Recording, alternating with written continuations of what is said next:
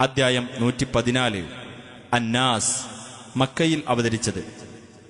ജനങ്ങളുടെ രക്ഷിതാവും രാജാവും ആരാധ്യനുമായ അള്ളാഹുവോട് ശരണം തേടാൻ പഠിപ്പിച്ചിട്ടുള്ളതുകൊണ്ടാണ് ഈ അദ്ധ്യായത്തിന് ഇപ്രകാരം പേർ നൽകപ്പെട്ടത്.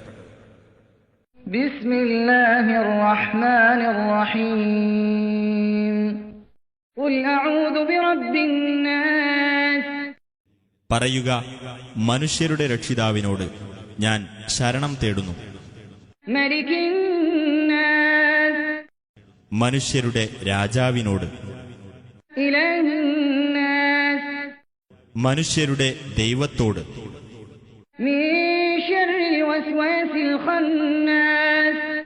ദുർബോധനം നടത്തി പിന്മാറിക്കളയുന്നവരെക്കൊണ്ടുള്ള കെടുതിയിൽ നിന്ന്. അല്ലദീ യുവസ്വിസു ഫീ സുദൂരിൻ നാസ്. മനുഷ്യരുടെ ഹൃദയങ്ങളിൽ ദുർബോധനം നടത്തുന്നവർ. മിനൽ ജിന്നതി വന്നാസ്. മനുഷ്യരിലും ജിന്നുകളിലും പെട്ടവർ.